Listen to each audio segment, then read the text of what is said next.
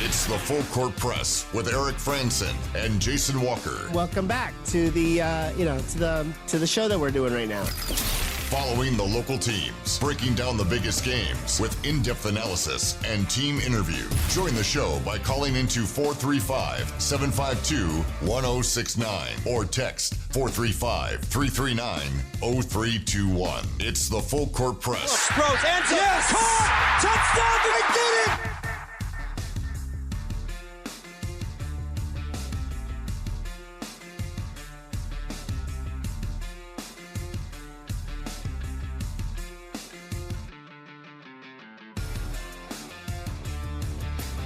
Welcome on into the Full Court Press. Jason Walker here alongside Eric Frandsen, JD Walker. It's a preview Tuesday. How you guys all doing? Pretty good. We're good. Good? Yeah. Good. Doing all right.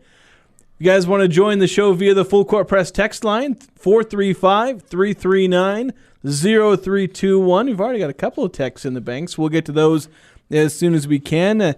Today, it's our kind of first look at University of Utah. What challenges do the Utes bring? The number 12 team in the country fell one spot from number 11 to number 12 somehow. I'm not entirely sure how that happened when they beat Baylor last week. I don't know anymore.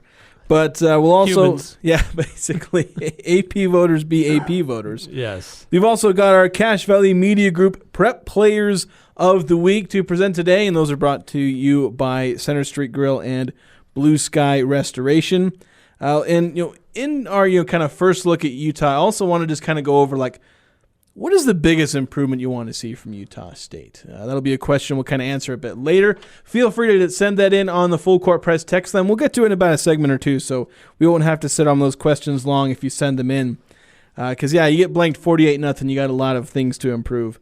Utah State soccer. The coaches poll came out today for women's soccer. We'll talk about where the Aggies ended up. A historic high for the Aggies. I'll spoil it there.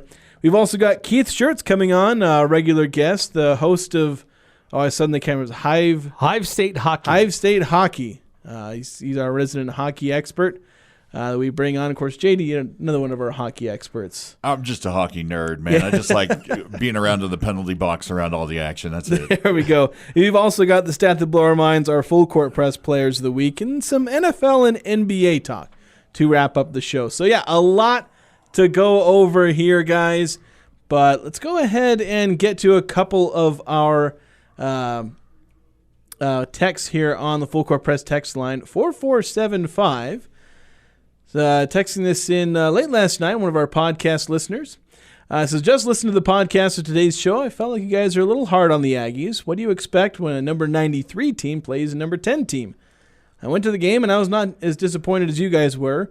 I also went to the Alabama game a couple of years ago. This wasn't nearly as terrible as that game was.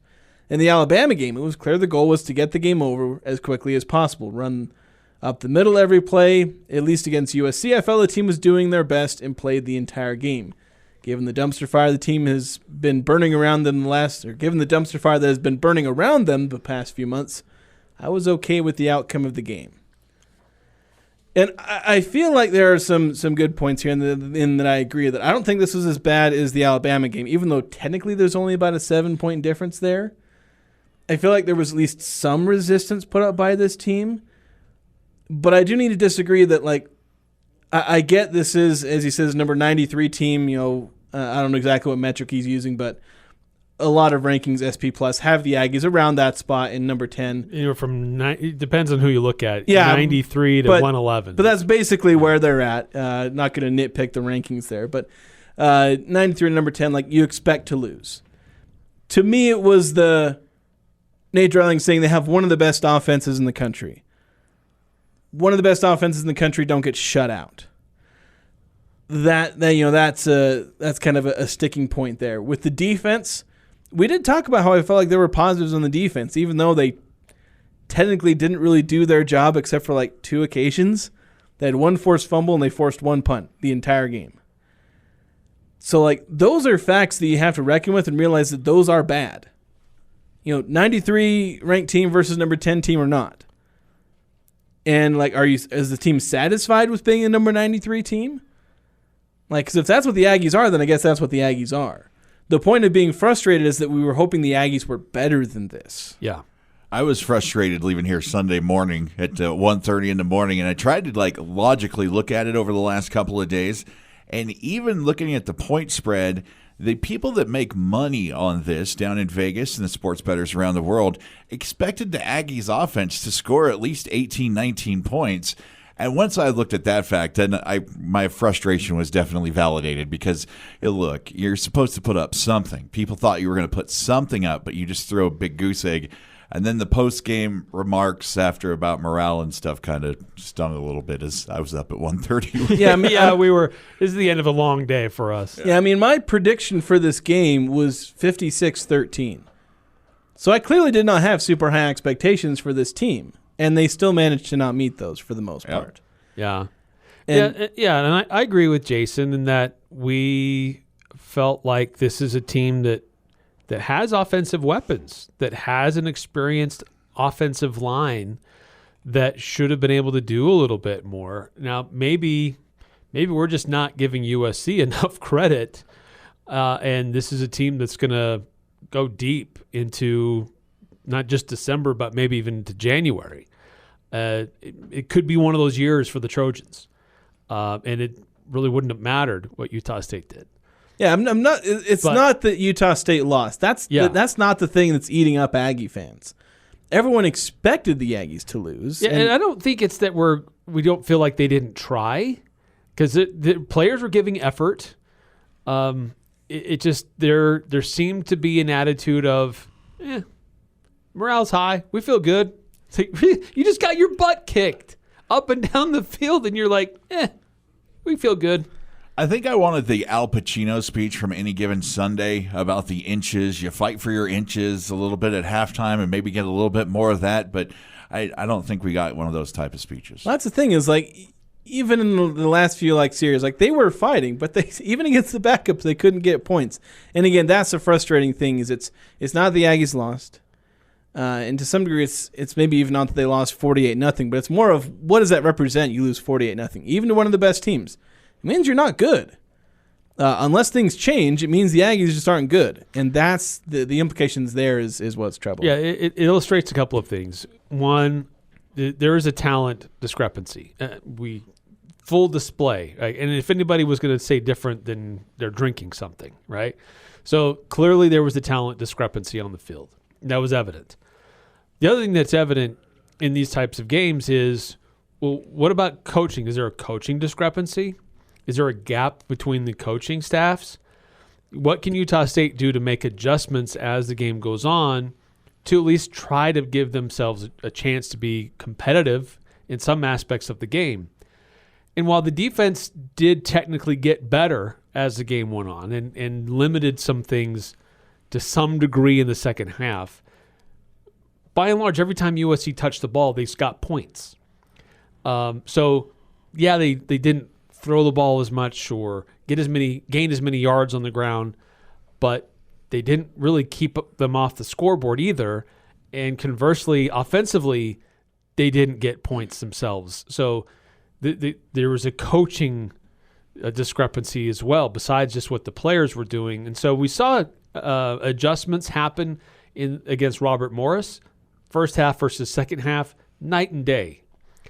But in USC, not very many changes that were at least clearly evidenced. Now, Coach Dreiling says, hey, looking at the film, there were some things that we did like that we can take from this, and that's what we have to do is just try to do what we can with what we have and try to get better and try to learn some lessons from this one as we go forward. Well, first I'll continue with the offense. I thought our run game was phenomenal. Probably could have ran it a little bit more. Hats off to the offensive line and the tailbacks. They played their butts off and they strained. Defensively, we're close on some things. We just didn't have the details that we needed. They knew the scheme. They trusted it. We just kind of panicked a little bit out of the gate, and by that point it was too hard to catch up. But you saw some good football in the second quarter when we were calmed down and playing our type of style, right? It's what we want. And, we had I think the score was 20-0 with 2 minutes to go in the first half, and we had the ball to chance to make it a 20-7 game, and we get the ball coming out of halftime, then it just gets a pick pass and an interception. It was just that type of night. Like, we needed things to go right, and obviously ending the first half with that in that taste in your mouth is tough. But it was close, man. It was a lot closer than you'd think if you just look at the scoreboard. But everything has to go perfect in those games. But more so, we're just going to continue to harp on the details, being ourselves, right, and sticking with our identity. Yeah, so there's things this team can learn. Starting out better and not having, either bad luck or a bad trend of just making weird mistakes. Because you had this in Robert Morris, where you throw 2 interceptions. I didn't feel like either were these horrible, mistakes. One, Jalen Royals slipped, the other, Otto T just kind of got beat to a ball. And then the interception that Bryson Barnes threw that kind of ended that one probably actually ended the game, is that interception plus USC's touchdown to go up 27-0. That probably ended the game right there. At least most hopes that the Aggies could come back. But it was a pass that just got batted up in the air, got bat 20 feet up in the air, and obviously USC didn't have much of a challenge to go track it down, one of their linebackers. But that's 2 games in a row where you've had just a horrible bad luck interception. When does that end? At what point are you going to not have these bad luck interceptions or turnovers that, cost a lot? It cost 7 points. I think was going to be 7 points against Robert Morris on the opening drive of the game. And I don't know if they had drove the field and got a field goal or a touchdown against USC. They were moving. They had a couple of plays on that drive, and then it ended abruptly with that interception. So I don't know. Is the thing to learn from these to not have bad luck? Do we need to go? What are those? Last year's bad luck is spilling over. Basically, it spilled over into the summer, and now I guess it's still here. All right, I'm going to need a goat, and we're going to need to go up to Merlin Olsen Field tonight. Who's with me? Yeah, we got to do some stuff. Going back to the text line, another long one, 2444, saying, thinking more about the USC game, I'm not sure I understand the upside of playing a game like that, similar to how I felt with the Alabama game. I don't see the benefit of scheduling the very top-end power conference teams where there isn't much of a chance for success. I think Utah State's formula for non-conference scheduling in football should be to look for a mid to low-tier power conference team to play, such as the years when we played Wake Forest or Washington State. It's no surprise that those years were the ones in which we were able to pick up P5 wins. With how many teams are out there and available for scheduling, I would much rather see the Aggies playing teams like Colorado, Stanford, Texas. I think he meant Texas Tech. Yeah, I don't want to play Texas. Yeah, so there's a comment there, but I think he meant, because it says Texas Tech. I think he meant Texas Tech, Vanderbilt, or any of the ACC teams. Just a shot, some shade. just a shot of the ACC. Casual shade. This is where I feel like we'd have a real chance to win. Would love to hear the athletic department's input on that matter the next time you guys have an interview.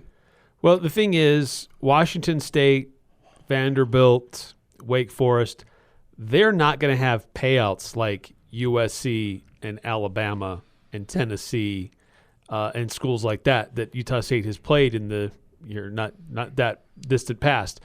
Utah State, as an athletic department, has to schedule those games.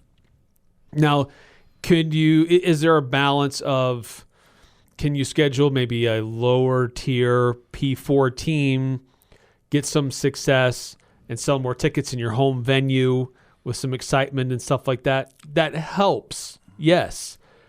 But the Aggies need to have every home game sold out, every home basketball game sold out.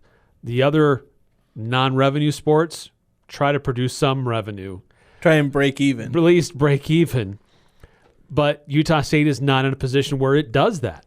So to fund the athletic department, to continue to try to be competitive in a lot of different areas, they have to schedule these games because the fan base just isn't that big. And the fan base just doesn't buy that many tickets. And we get the Utah State, the athletic department gets a rather large payout that is spread not only to the football program, but around when they schedule these games, right, Jason? Say it again? When you schedule a USC game or you're traveling to any of these games, there's a pay that comes back. There is. It's usually in the millions. Somewhere between 1.4 million was reported for this game. Yeah, it's usually somewhere around there. And that spreads throughout all the athletic departments, not just football. So that's a way that a school the size of Utah State can maintain. And the realistic thing of us running the table and going to the college football playoff, it's not really a realistic dream for us here at the current state of the thing. So we win the Mountain West, go to a bowl game, the championship like that. Every other big college is like running the table. So taking some of these big hits maybe puts it in perspective. And if you thought USC was bad, 2027, we go to Oklahoma and Oregon, I believe. Yeah, and the thing is, Utah State has increased their budget. Like, their expenses are getting higher. Now, the revenue is getting higher with that, but this is part of that.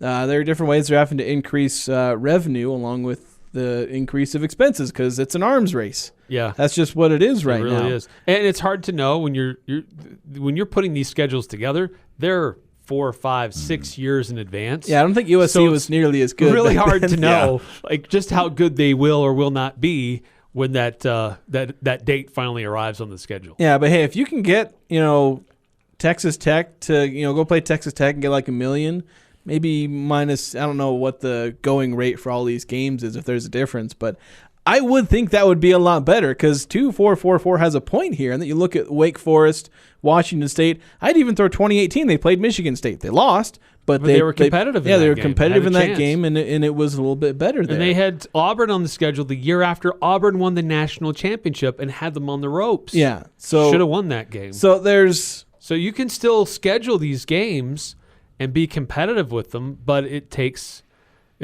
momentum to be on your side. And take some good luck in catching a team when they're not at their peak because they caught Michigan State and Auburn maybe in down years. Right. Because they were both like 500 those respective years because Auburn had a bit of a letdown. I think Michigan State was technically maybe even ranked at the time, but they ended up going like 6 and 7. So it's catching them at the right time. As you said, you schedule this 5 years in advance. USC wasn't, as good 5-6 years ago. So somebody saw Lane Kiffin as the head coach there a while ago and said, hey, this is a good book.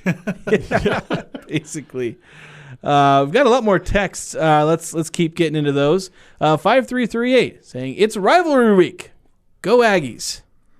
And it is. We might not get to as much of our preview because we've got a lot more texts coming in here on these subjects. Keep them coming. Is it anymore? Rivalry week? Is this a rivalry anymore? I've seen like Utah Hate Week. I've seen a lot of things of getting kind of baptized into this. It's an in-state game like at this point. Because it's so much less a rivalry now than it ever has been. Because at this point, it's about as much of a rivalry as Utah State Weber State is. It's frustrating because this was annually on the schedule.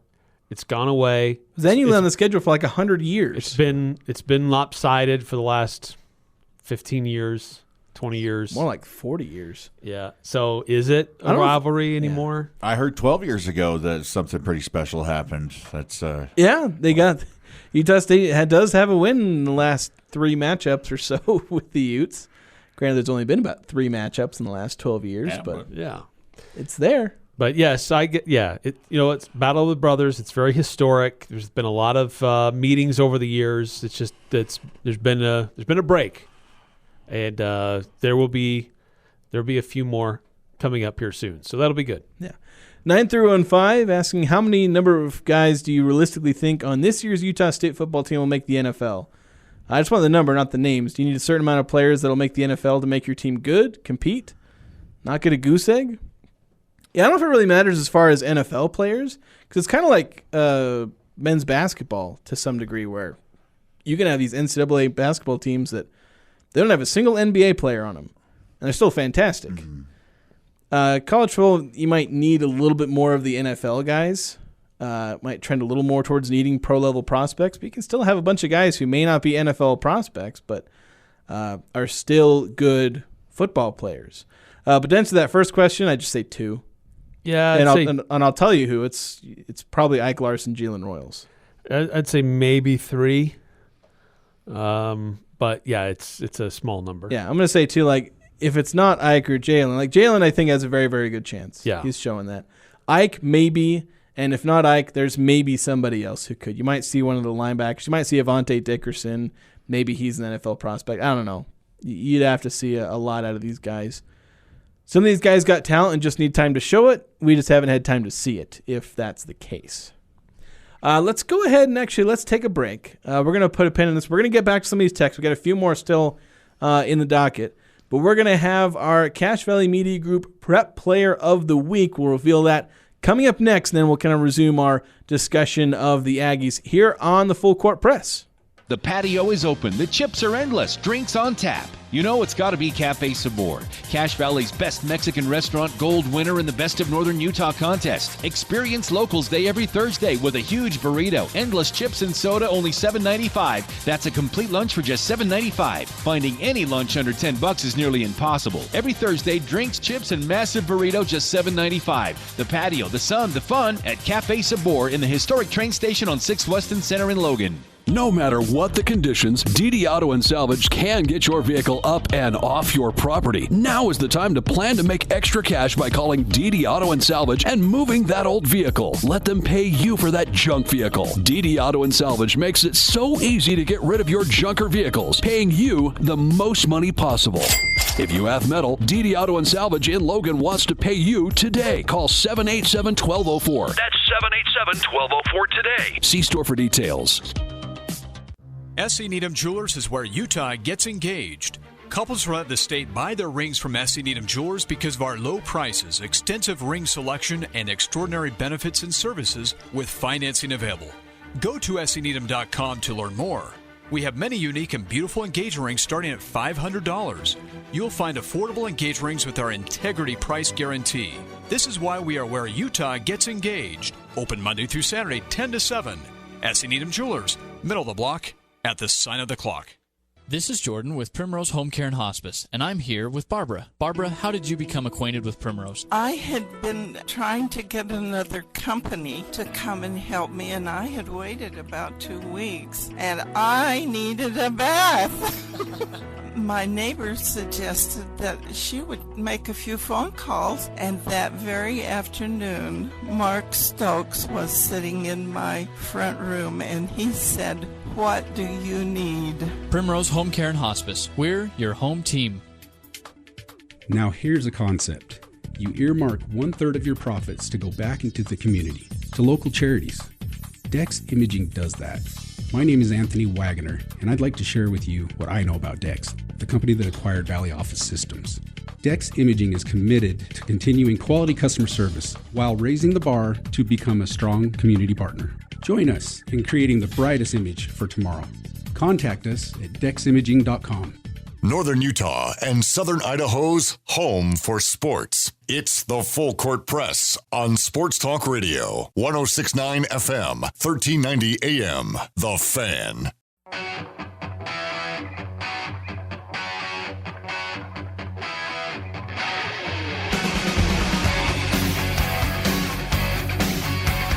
Welcome back to the Full Court Press.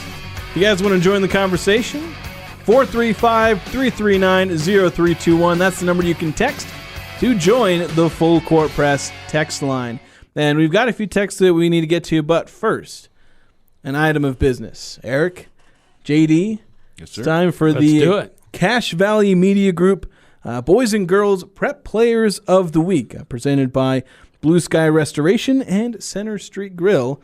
So let's get right into it. Had a great week of high school sports. Particularly on the girls' side, I think there were a lot of exciting games, a lot of teams in action. On the boys' side, there's a lot of blowouts, so I don't know if I can say it was great football. Great individual performances. I'll say when I was tallying up the nominees, I was like, oh, holy cow, this guy had a good game. And this guy had a really good game. I was like, holy cow. But I feel like in the end, I think it actually ended up being almost unanimous, the boys' player of the week, and that is Skyview quarterback Jack Clark. Wow. Kid had himself a game, 6 total touchdowns, 5 through the air to 5 different receivers in Skyview's 62-7 win over Logan, and he had one himself. He ran one in. He was the quarterback keeper. I think it was the first touchdown of the game for Skyview. He carries it in, gave Skyview a lead. It would never give up. So fantastic week there from Clark. And he really helped turn that Skyview season around with that big performance. Yeah. Huge, massive performance for Skyview against Logan. Yeah, they needed a bounce back. They needed a statement as they were kind of struggling through non-region play, and they kind of announced, like, hey, we're not going away. We're Skyview. That was a nice statement. Big statement. Yeah, so that was a team that's been struggling a bit offensively to get things rolling, and boy, did they correct that in a big way. Yeah, and Clark was a big part of that for sure. They had a lot of players having great games. Obviously, a lot of players in a 6-7 win are gonna have good games. Xander Stokes had himself a pretty good game as well. But yeah, the boys player of the week, Jack Clark, and then the girls player of the week. And my apologies if I can't pronounce this name correctly, but Elly Giordano, the setter for Green Canyon girls volleyball. Second straight week we've had a girls volleyball player from Green Canyon. Last week it was Audrey White. She's their attacker. She's the one getting all the kills, and Elly is the one typically setting those up. She had a season high in both assists with 26 and service aces with 7 against Richfield. And even getting on the attack every now and again, which I don't think is fairly typical of setters, but she had a handful of kills throughout the week. And Green Canyon played like 5 games. Yeah, very busy week. So for the week, she had like 91 assists, but that was stretched over 5 games. But still, dang, a lot of work being put in by Elly this week. As she averaged 4.8 assists per set, 2.0 digs per set. Great week for them. And Green Canyon still undefeated in girls volleyball so far, running the table in Region 11. Yeah, very strong performance by that team. Continues to play very, very well, and Elly's certainly a big part of that. Yeah. Make sure to support the sponsors of the Prep Player of the Week, Center Street Grill, Blue Sky Restoration. Center Street Grill, they're located, as the name might indicate, they're on Center Street in Maine and Logan. They got a full menu for breakfast, lunch, dinner. That includes sandwiches, burgers, wraps, keto meals, salads. And then Blue Sky Restoration, their local service and exceptional standards can help you with water, storm, smoke, fire repair, along with mold remediation. You can visit gobluesky.com.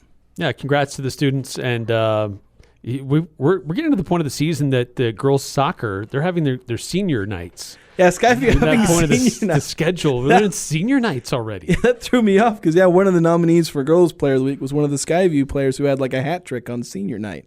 I was like, okay, senior night, I guess. So that's how that be. Yeah, I guess. Season is moving on. But yeah, and we'll also try and make sure we have playoff coverage when these teams get to the playoffs. The plan was to have more regular season stuff, but then we've been working through some things, so we'll still try to get to some of these. We've had equipment issues. Yeah, we've and some personnel issues. Yeah, that people too. Changing jobs. I don't know about like personal issues, Eric, but personnel. Let's get back to the Full Court Press text line, 8968 texting in. Is it a possibility that the Aggie offense is overrated? For that matter, is the Mountain West itself overrated? Nate Dreiling is overrating his offense. If the offense we've seen so far from them is what we're going to get, then I certainly overrated them. I kind of want to see what they can do when they're not playing the number 11 or number 12 team in the country. I want to see how it works against UNLV or Boise State. I think they can, Temple too. I think that'll be a big one. If they don't have a big game on offense against Temple, that'll really be waving some red flags because at that point it'll be 4 games in and may not have shown anything. But I'm hoping that's not the case, but we can't rule that out as a possibility that they're overrated on offense. I haven't seen anything vertically about this offense. We've been talking all offseason, Petrus getting it down the field with the rocket arm and everything. We saw a lot of horizontal offense in my opinion. The problem is Petrus hasn't played. I know, so it's like you got to the thing with Cam Rising for Utah is the first thing you want to do is protect him, right? Don't let anybody hit him. Same thing should have been true for Petrus. Tell him, do not scramble, throw the ball away. But I don't like the fire that I heard from the coach after the game, and offense was excellent. Run game was this. It kind of makes me think, really overrated and maybe not having that maturity as a head coach. Well, I think, too, I have to pull myself back a little bit because we talked about this before the season began. We will not really know what this Utah State football team is all about until several weeks into the season.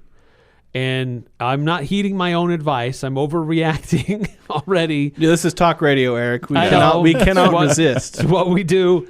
But look, because we warned each other, and we warned the audience, look, you're not really going to know what this team is like against an FCS opponent. You're not really going to know what this team is like against a good USC and a good Utah team. Are we really going to know what this team is like when they travel to Temple? Because they're among the worst teams in all of college football.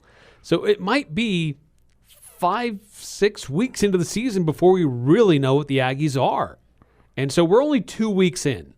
And so there's still a lot to be learned from this team. But I need to be taking a step back and just saying, look, yes, there was frustration about how the game went based on some things that we've seen. But there's still time for us to figure out what this team really is all about, because I don't think we've got a fair shake of what Utah State football is really like this year. I don't know, JD. I think me and you got it. 2 week sample size. We know exactly who this team is and everything about them. Absolutely. I got my torch and pitchfork in the corner. I came prepared today.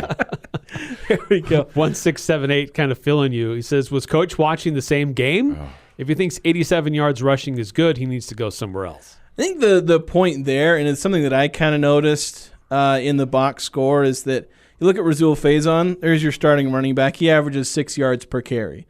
Outside of there were 2 runs at the end that Herschel Turner had, where they were just kind of running the ball on that last drive, and he broke off a few runs, and then he had 2 negative gains when USC was just keying in on the run, knew it was coming, and they just dropped him for a couple straight losses. Before those kind of garbage time losses, he'd averaged almost 6 yards per carry, and he still averaged 4.8. They just never actually ran the ball, and they never had the ball long enough to be consistent, because Faison broke off some good runs. So I think there were some positives in the run game that were just kind of hidden behind the fact that they never got a sustained drive where they'd run the ball a few more times and get a few more yards.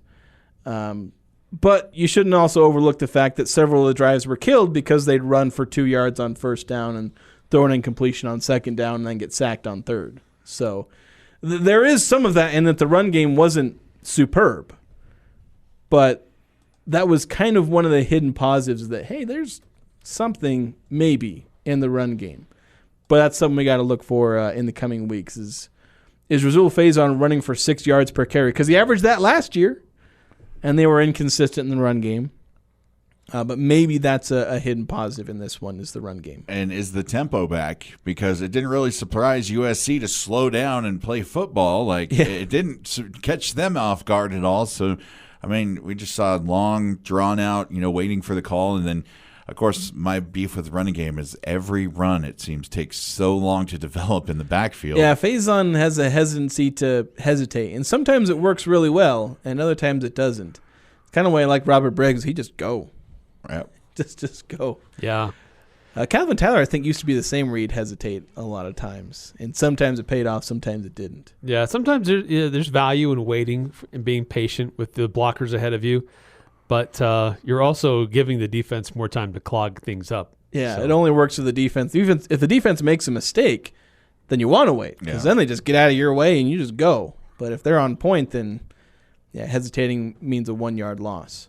So 7994 says, is it possible that we were starting to see the effects of NIL? In the past, a team in an outmatched situation played, at least partially, for the pride of the university. Now it feels more like a rent-a-team situation. We're talking as far as... I don't see that. The result being 48-0? Because I think that was happening. We've seen this happen before NIL was a thing. Yeah, and these are competitive individuals. I tell you, if you look back to that play, it was a big play by USC. Caught the pass, I believe it was their tight end, and DJ Graham ran down. And he punched. It was textbook, punched the ball out, covered. That, to me, shows passion and desire to play the game when you're getting the floor mopped with you and you're still willing to go out there and make those plays. I don't see that. Yeah, because we're talking about competitive. And I get the sentiment of, loyal to the university. And I think that plays more into, staying with the team. Because when they're here and they're going to play. They're competitive. They're humans. They make, there's relationships they have with their teammates. And pretty much everybody stayed. Like when they had every chance to leave, you had 2 guys hit the portal, one of whom got paid to leave essentially. And look, they're advertising for themselves. If they don't want to be a part of the program in the future, the best bet for them is to put everything they can into it, showcase their talents, because now the transfer portals, free agency 1 and 2 for college football. So there's really not a reason to loaf it at all these days. In fact, NIL and the transfer portal means that, hey, you may not get the view time here at Utah State, but back east somewhere, maybe there's a school that's got a spot for you and you shine. Basically, every year is a contract year, so to speak. Yep. So I think the effects of NIL, just has more of an impact on the transfer portal and staying with the team or not. As far as impact on the field, it's probably more than anything a positive motivation, because it's, every moment you got to maximize your earning potential. Yeah. Got to get that QR code on the back of your helmet. Got to get the highlight reel. Except they weren't allowed to do that at Oklahoma State. They tried to do that. Yeah, they tried. Every year's a contract here. We should get franchise tags. Oh, that's a whole can of worms and unions and a bunch of other things. Hey, we need to turn our attention away from USC, right? The game is gone. It's done. Yeah, we can still look at it and try to figure a few things out to prepare for the next opponent, but there's no time here to sit around and dilly-dally, because you've got another top team coming in that's going to be in the playoff hunt. And Utah is a very solid team defensively, good enough offensively, good offensively with Cam Rising. Yeah, potentially elite offensively if he's playing at his potential. And that's still what's a question here. And we don't really know his availability yet. Yes, he did get hurt. He hurt his throwing hand. And the energy was sucked out of the stadium when he was on the sidelines and had to be helped off. And they struggled in the second half without him. But it doesn't seem to be Coach Whittingham saying it's not that serious. But you still have to try to prepare for, is it going to be the true freshman who was shaky as taking snaps, trying to lead the team, or is it going to go to the 7th-year guy who's very dynamic and very good, but he might not be totally on his game because his throwing hand won't be 100%? I don't know. Obviously, he was very highly recruited out of Corner Canyon, out of high school, so it's funny, they go from the oldest quarterback in the country to probably the youngest. But you still have to cover them. They still have extreme talent on the outside. Obviously, Utah wants to run the ball. Everyone knows that. So you have to be able to hold up in the run game. But then they have probably one of the best tight ends in the country. They have unbelievable skill at wide receiver. So it's not like you can just put 9 in the box and just ignore everybody, right? You can punt the ball to some of these guys. They're so fast. So it's still being able to play sound in the run game. But ultimately we have to finish our one-on-ones on the back end, regardless of the quarterback.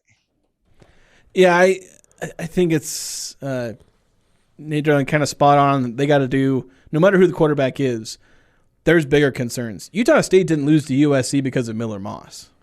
He certainly didn't help completing 21 of 30 passes. Yeah. But that's not the reason. They could have had, what's his face, the guy who transferred from UNLV. If he'd have been the quarterback the whole game, they still would have won that game by 40 points. So, yeah, Cam Rising makes Utah's offense elite, and Isaac Wilson probably doesn't. That might be a 14-point difference in Utah's output. But if Utah State puts up 0 points, it doesn't matter. Utah would still win. If they can run the ball at will, then it doesn't really matter who's under center. They can play me at quarterback and just pray that I don't fumble the snap every time. I think the reason Utah dropped in the polls was because what Eric said, when he got injured, the energy got sucked out, not only of the stadium, but of the team too. The confidence there was just shot. And it was almost like a here we go again kind of situation. So I think that's why they dropped. But I agree also, it's not going to – we could spend all week talking about who's going to be QB1, but they're going to have to execute their job on the backside to try to keep this from getting out of hand. Yeah, so it would be a big deal if Wilson or if Rising doesn't play. So what the Aggies need is for someone to dress up as the team doctor for the youth and just say, oh, man, this hand doesn't look good. You better sit out for at least 1 week, maybe I 2. volunteer as tribute. Do I look doctor enough? Let's get you the little doctor's little thing stethoscope. On. Yeah. Just oh, Cam, I don't know if you'll ever be able to walk again. It's my hand. Well, The good news is he'll be healed in 6 months, but it's contagious until then. Stay away from everybody. Yeah. Don't be in the room. I believe we need to take another break, so let's go ahead and get to that, and we'll come back on the other side here on the Full Court Press.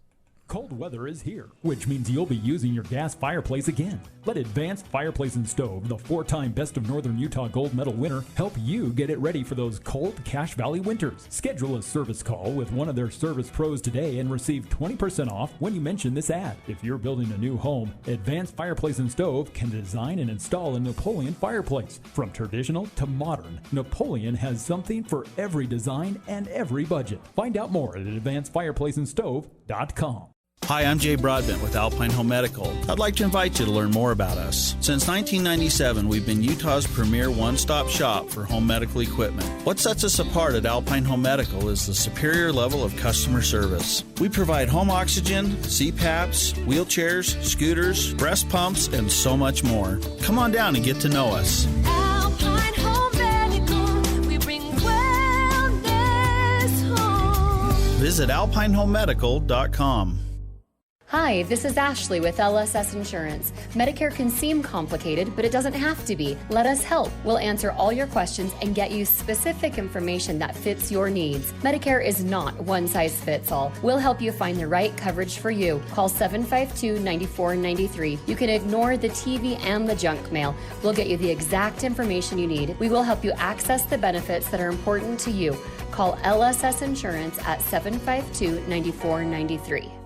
Markets are unpredictable, but reaching your financial goals shouldn't be. Adams Wealth Advisors is dedicated to helping you navigate these challenges and ensure you're prepared for every outcome. Whether your financial plan revolves around advanced tax planning, estate planning, business strategies, retirement planning, or investment management, Adams Wealth Advisors team of CPAs, CFPs, and CFAs will provide the expertise needed to help you reach your financial goals. Visit AdamsWealthAdvisors.com. That's AdamsWealthAdvisors.com for more information or to schedule an appointment. Attention craft beer lovers. Prodigy Brewing is excited to announce their Community Craft Beer Fest on Sunday, September 22nd at Mount Naomi Farms in Hyde Park. Enjoy an afternoon filled of delicious craft beer, mouth-watering food, fantastic live music, games, and more. Come for the beer and stay for the fun. With local vendors, great entertainment, there's something for everyone at the Community Craft Beer Fest. For more information on tickets, visit Prodigy Brewing's Facebook page and mark your calendars for Sunday, September 22nd at Mount Naomi Farms from 12 to 5. The Full Court Press. Connect with us on Facebook, Twitter, and online at 1069thefan.com.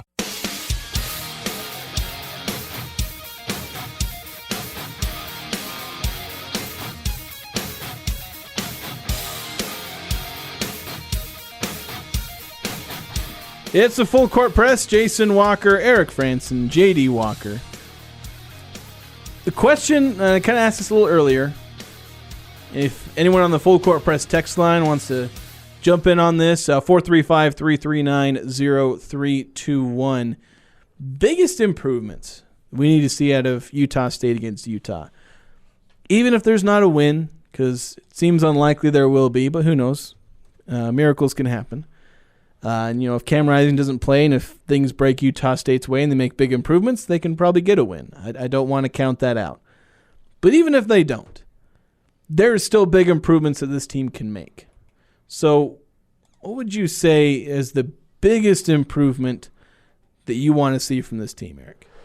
Not give up 253 rushing yards. I mean, would you like the sun on a gold or silver platter? I'm just kidding. Yeah, they've got to do better at stopping the run. Try to make them as one-dimensional as possible because Utah State's strength is in their secondary. So, but to do that effectively, to play into your strength, you have to stop the run.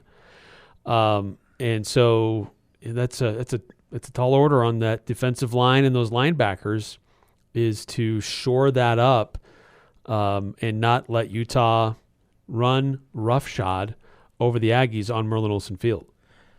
For me, probably the biggest one has to be giving whoever Utah State has a quarterback more time in the pocket. You can throw your quick passes, and Utah State had some success on those, and I think those are ways you can kind of mitigate Utah's pass rush. Because Nate Dreiling had a line of excuses about USC just being having some of the best pass rushers in the country, and he's not necessarily wrong about that, but you still got to stand up to him. You still got to find ways to pick up blitzes. And you got to find ways to give you guys time. That's just something they're going to have to do because Utah is going to have some of the best pass rushers in the country. Oh, absolutely. I wouldn't be surprised if you heard that line from Nate Dreiling after a loss, theoretical loss against Utah if they give up 3 or 4 sacks again. But I'm going to play this. I think this is the right clip, because there were a couple questions I asked Dreiling about giving the quarterback more time, pick up blitzes, and just having time. I don't think we played this yesterday, but just Dreiling's thoughts on some of the issues they had against USC as far as giving up time or giving the quarterback time. Well, they're extremely well coached. I think if you look at what they've done on defense the last 10 years, it's probably up there with just about anybody in the country, whether it's run game or pass rush. But why? I think they play the run probably better than any team in the country. So what are they in? They're in 3rd and 8 and 3rd and 9 all the time, and now they have pass rushers that can roll off the edge. So it goes to a lot more than just being able to rush the passer. They earn the right to rush the passer because of how well they play the run. So for us to avoid the 3 sacks like you're talking about, it's going to be back on the O-line, the tailbacks. Can we get to 2nd and 5, 2nd and 4 instead of 2nd and 9, right? And that leads to a 3rd and short or a 3rd and long. That's what the game's going to come down to. I think that was more geared toward what they need to do against Utah. But, the point kind of still stands because he talked about being in, 3rd and long. It's like, if you're in 3rd and long, like, good luck. They're going to tee up on you. They're maybe bring an extra guy. And, if you bring 5 guys, then the clock's just shorter. The offensive line, unless you keep a running back and or tight end in the formation, then you're not going to have more than 2.5 seconds. And you got to find somebody quick. And that's really hard to do on 3rd and long. And I think it goes to the play calling, too. He's talking about the pass rush, and they earned the right. Well, you passively let them earn the right, play calling plays and everything out there. When we saw that sequence, it was 3rd and long, and they ran the design QB draw. There's just not the creativity to win those 1st and 2nd downs with bubble screens real quick. I know we didn't have a lot of time, but you got to move down the field, and if you keep moving horizontal on that, and it's just frustrating to hear the offense. I think if I was to grade and look at one thing, do I want to see better against Utah? I would give a grade if I was a teacher of week 1 and week 2 of incompletes. It's really not something you could base everything off of. But what I want to see in week 3 is a complete game from Utah State. I want them to play their game plan. A win is not probable, but you should be able to go down and get a couple points. At least that's what the spread and all the bettors think right now, and that's what we want to believe about this. So I want to see it complete. I don't want to come back with the same thing. They got world-class athletes there on the other side, and they just beat us, and the coaching was great. And it was, we're just getting Friday Night Lights rah-rah speeches on some of that. Yeah. 8968 with a suggestion on improvements. How about a score? Is that too much to ask? I like that texture. 3714 saying ESPN 700 in Salt Lake City said on Saturday that Rising's x-rays were negative. Yeah, so it doesn't seem like Cam Rising's is a hand injury. I guess he just injured it. He got ushered out of bounds and ran to a Gatorade table, I guess. Just kind it's of not broken. Yeah, nothing's broken. I don't think there's anything super serious. I don't think there's any ligament damage. Yeah, so it was like a failed WWF power bomb going out of bounds. But also something that just came to mind. I want to ask you guys: would Utah think of letting Cam heal for this Utah State game to continue their season? They have big aspirations, college football playoffs. They've got the talent, they've got the level. Do they let him heal this week and go with the freshman? That's definitely under consideration. Give the freshman more time, and he can still redshirt. He's played in 1 game. Maybe he appears in a second, and he can still redshirt after that and can do it 2 more, technically, plus any playoff games or any bowl games because those don't count. So, yeah, they may just play him and say, all right, we're just going to win this game and go from there. If they win I know it may not look pretty if they only beat Utah State 30-18, but they just got to win the Big 12 and they're in. Doesn't matter. I don't think Utah State's going to be their statement win on the resume as we get closer to that. Yeah, it's just about avoiding a close win or a bad win against a bad team. Yeah. That'd be the main thing they try to avoid. No, look, Utah in their opener only allowed 79 yards rushing, and then last week they allowed 108 against Baylor. The opener was against Southern Utah. So they do a pretty good job of limiting what you want to do running the ball. But Utah State has to still try. They've still got to have some push there to try to get some yards, soften up the Utah defense as hard as that's going to be. But they've got to be able to be dynamic in how they try to attack things offensively, including in the running game and in the pass game. Give them some time to go vertical, whether it's Petrus or Barnes. All right, we got to take a break. When we come back, we'll talk Utah State soccer. They reached number 9 in the latest coaches poll. We'll talk about that next, coming up here on the Full Court Press. This is Ryan, My Mattress. I have a little bit of a bone to pick with online bed-in-a-box mattresses. If value is the combination of price and quality, these beds are not a good value. They cost about $1,000 and they last about 3 years. That's not a very good ratio. At My Mattress, you can get a $799 Sealy Posturepedic that will last you 10 plus years. The best value is at My Mattress. Isn't it time to sleep exceptionally? This is Kyle at Advanced Door, and we guarantee every garage door we install for a lifetime, parts and labor. That's every door, every spring, every roller, every track, every motor. The entire garage door system guaranteed for a lifetime, parts and labor. We're Advanced Door, and we guarantee you'll be hearing this for a long time. Find out more at advanced-door.com. That's advanced-door.com. Disasters don't wait for a convenient time. When the unexpected strikes, call the trusted team at Blue Sky. Remember, Blue Sky is that same great ARS team you know and trust. This is Tom with Blue Sky Restoration. When disaster strikes, whether it's a flood, fire, mold damage, or an unforeseen accident, Blue Sky will clean up, repair, and restore your home or business like it was before. No disaster is too big or too small. For all your restoration needs, you can trust our Blue Sky team. Talking the sports you care about. The Full Court Press on Sports Talk Radio, 106.9 FM, 1390 AM. The Fan.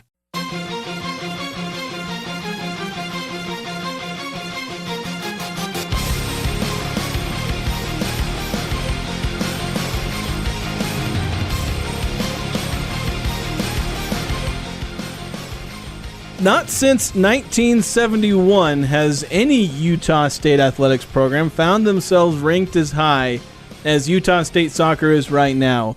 Number 9 in the United Soccer Coaches poll.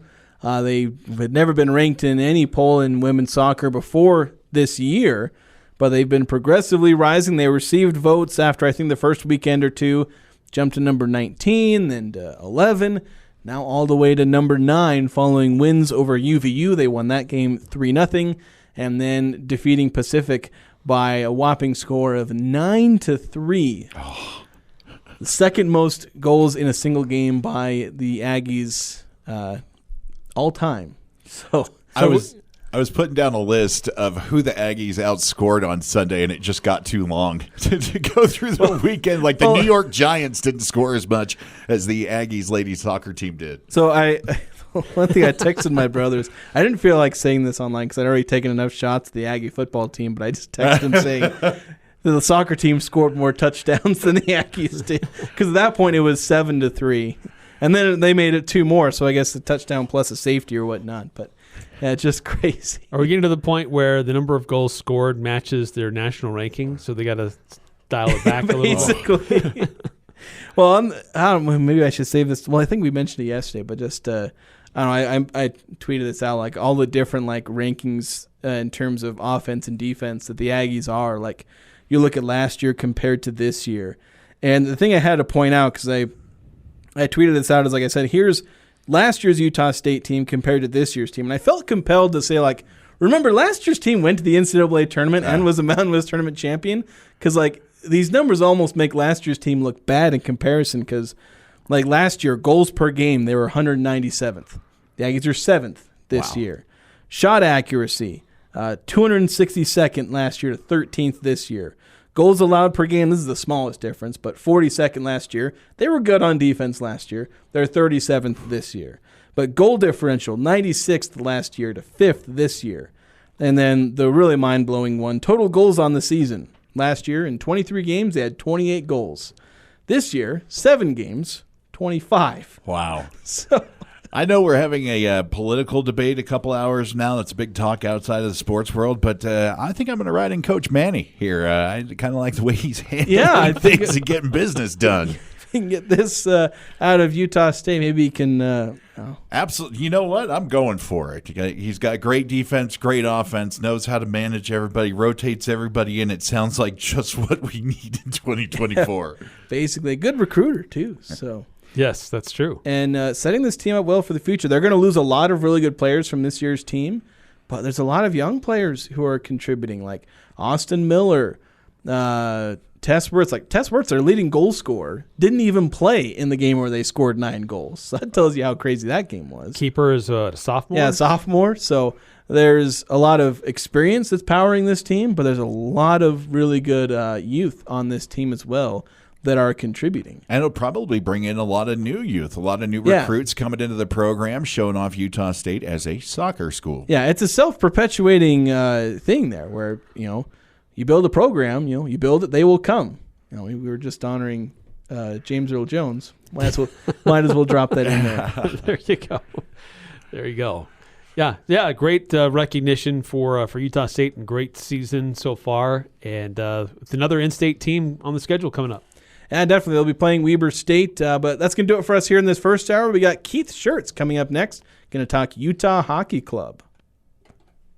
I'm Dan Patrick, and this is Above the Noise. Primetime games can tell us a lot about a team. The problem is it can also lead to some massive overreactions, especially this early in the season. By all accounts, the Jets didn't look good last night. Aaron Rodgers threw for under 170 yards. Reese Hall averaged less than 3.5 yards per carry. Garrett Wilson was shut down in the second half, and the team's great defense allowed the Niners' backup running back Jordan Mason to run all over them in a 13-point loss. Far from what you would expect from a Super Bowl contender, but we may have to give the Jets the benefit of the doubt. Opening the season against the NFC champs on the road is an ominous task, let alone when you're trying to plug in a 40-year-old quarterback coming off an Achilles injury. New York's talented. They won 7 games with Zach Wilson under center last season, but with all that's gone on this offseason in New York, it may take this team a little more time to reach their potential. I'm Dan Patrick, and this is Above the Noise.